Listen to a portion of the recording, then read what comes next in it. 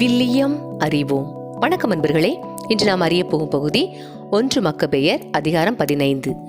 7ஆம் அந்தியோக்கும் சீமோனும். தெமேத்திரி மன்னனின் மகன் அந்தியோக்கு யூதர்களின் தலைமை குருவும் ஆட்சியாளருமான சீமோனுக்கும் நாட்டு மக்கள் அனைவருக்கும் தீவுகளிலிருந்து மடல் எழுதினான்.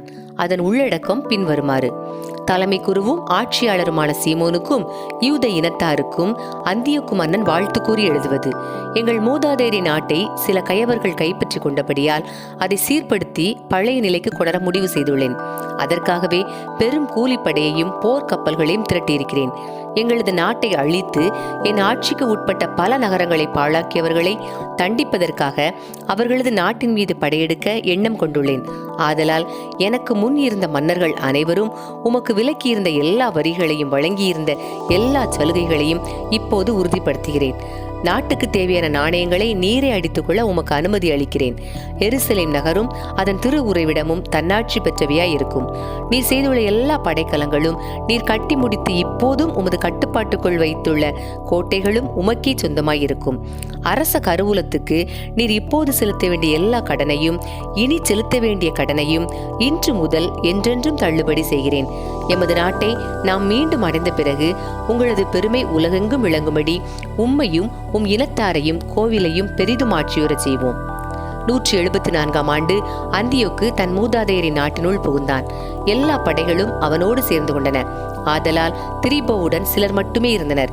அந்தியோக்கு அவனை துரத்தியதால் அவன் கடலோரமாயிருந்த தோர் நகருக்கு தப்பியோடினான். ஏனென்றால் தன் படைகள் தன்னை கைவிட்டதால் தனக்கு பல தொல்லை நேர்ந்தன என்பதை உணர்ந்திருந்தான்.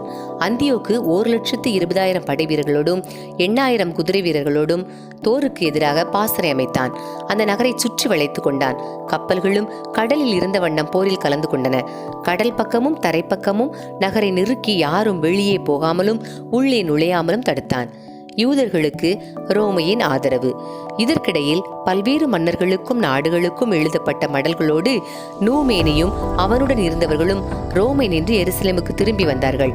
அவற்றில் இவ்வாறு எழுதப்பட்டிருந்தது: தாலமி மன்னருக்கு ரோமையர்களின் பேராளர் லூசியு வாழ்த்து கூறி எழுதுவது: தலைமை குருவான சீமோனும் எங்களின் நண்பர்களும் கூட்டாளிகளுமான யூத மக்களும் அனுப்பிய தூதர்கள் பழைய நட்புறவையும் ஒப்பந்தத்தையும் புதுப்பிக்கும்படி எங்களிடம் வந்தார்கள். அவர்கள் 685 கிலோ எடையுள்ள பொற்கேடயம் ஒன்று கொண்டு வந்தார்கள். ஆதலால் அவர்களுக்கு தீங்கு இழைக்க கூடாது என்றும் அவர்களையும் அவர்களுடைய நகரங்களையும் நாட்டையும் எதிர்த்து போரிடக்கூடாது என்றும் அவர்களை எதிர்த்து போர் செய்கிறவர்களோடு கூட்டு சேரக்கூடாது என்றும் பல்வேறு மன்னர்களுக்கும் நாடுகளுக்கும் எழுத முடிவு செய்தோம். அவர்கள் கொண்டு வந்த கேடயத்தை பெற்றுக்கொள்ள முடிவு செய்தோம். ஆதலால் கயவர்கள் யாரேனும் யூதேயாவில் இருந்து உங்களிடம் தப்பியோடி வந்திருந்தால் யூத சட்டப்படி அவர்களை தண்டிக்குமாறு தலைமை குருவான சீமோனிடம் அவர்களை ஒப்புவித்து விடுங்கள். இவ்வாறே தெமேத்திரி மன்னனுக்கும் அத்தால், அரியாரது, அர்சாகு ஆகியோருக்கும் லீசியு எழுதினான். சம்சாம், ஸ்பார்த்தா, தேல், மிந்து, சிகியோன், காரியா, சாமு, பம்பிலியா, லீக்கியா, அலிகார்னசு, உரோது, பசேல், கோசு, சீது, அராது, கோர்த்தினா, கினிது, சைப்ரசு, சீரேன் ஆகிய எல்லா நாடுகளுக்கும் எழுதினான். இம்மடலின் நகல் தலைமை குரு சீமோனுக்கும் அனுப்பி வைக்கப்பட்டது. 7ஆம் அந்தியோக்கு சீமோனின் பகைவனாதல். அந்தியோக்கு மன்னன் மீண்டும் தோருக்கு எதிராய் பாசறை அமைத்தான். அதை தன் படையால் தொடர்ந்து தாக்கிக் கொண்டிருந்தான். படைப்பொறிகள் செய்தான். திரிபோவை அடைத்து வைத்து அவன் வெளியே போகவோ உள்ளே வரவோ முடியாதவாறு செய்தான். சீமோன் அந்தியோக்குக்கு உதவியாக தேர்ந்தெடுத்த 2,000 வீரர்களை பொன் வெள்ளி திரளான படைக்கலங்களோடு அனுப்பி வைத்தார். ஆனால் அந்தியோக்கு அவர்களை ஏற்றுக்கொள்ள மனமில்லாமல் சீமோனுடன் தான் செய்திருந்த ஒப்பந்தங்களை மீறி நட்புறவை முறித்து கொண்டான். அதன் பிறகு சீமோனை சந்தித்து பேச தன் நண்பர்களுள் ஒருவரான அத்தனோபியை அவன் அனுப்பி, நீங்கள் எனது நாட்டின் நகரங்களாகிய யாப்பா, கசாரா, எருசலேம் கோட்டை ஆகியவற்றை கைப்பற்றி இருக்கிறீர்கள். அப்பகுதிகளை பாழாக்கி நாட்டில் பெரும் தீமைகள் புரிந்து எனது அரசில் பல இடங்களை பிடித்து வைத்திருக்கிறீர்கள். எனவே இப்போது நீங்கள் கைப்பற்றியுள்ள நகரங்களையும் யூதேயாவின் எல்லைகளுக்கு அப்பால் நீங்கள் பிடித்து வைத்துள்ள நாடுகளில் திரட்டியுள்ள திரையையும் ஒப்படைத்து விடுங்கள், அல்லது அவற்றுக்கு பதிலாக 20 டன் வெள்ளியை எனக்கு செலுத்துங்கள். நீங்கள் உண்டாக்கிய அழிவுக்கும் நகரங்களுக்காக கட்ட வேண்டிய திரைக்கும் ஈடாக வேறு 20 டன் வெள்ளியை கட்டிவிடுங்கள், இல்லையேல் நாங்கள் வந்து உங்கள் மீது போர் தொடுப்போம் என்று சொல்ல சொன்னான். மன்னனின் நண்பன் அத்தனோபி எருசலேம் வந்து சீமோனுடைய மாட்சியையும் பொன் வெள்ளி கலன்கள் நிறைந்த நிலை அடுக்கையையும் மற்ற செல்வ பகட்டையும் கண்டு வாயடைத்து நின்றான். மன்னனுடைய சொற்களை அவருக்கு அறிவித்தான். ஆனால் சீமோன் அவனுக்கு மறுமொழியாக, நாங்கள் அயல் நாட்டை பிடித்துக் கொள்ளவில்லை, பிறருடைய சொத்துக்களை கைப்பற்றிக் கொள்ளவும் இல்லை. ஆனால் எங்கள் பகைவர்கள் நேர்மையின்றி கவர்ந்து சிறிது காலம் வைத்திருந்த எங்கள் மூதாதையரின் உரிமை சொத்துக்களையே திரும்ப பெற்றுள்ளோம். தகுந்த வாய்ப்பு ஏற்பட்டதால் எங்கள் மூதாதையரின் உரிமை சொத்துக்களை எங்களோடு தக்க வைத்துக் கொண்டுள்ளோம்.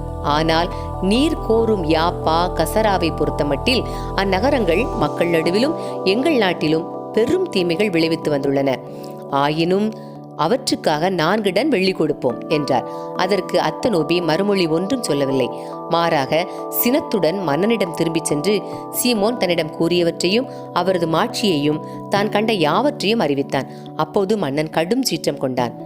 யோவானின் வெற்றி. இதற்கிடையே திரிபோ கப்பலேறி ஒர்த்தோசியாவுக்கு ஓடி போனான்.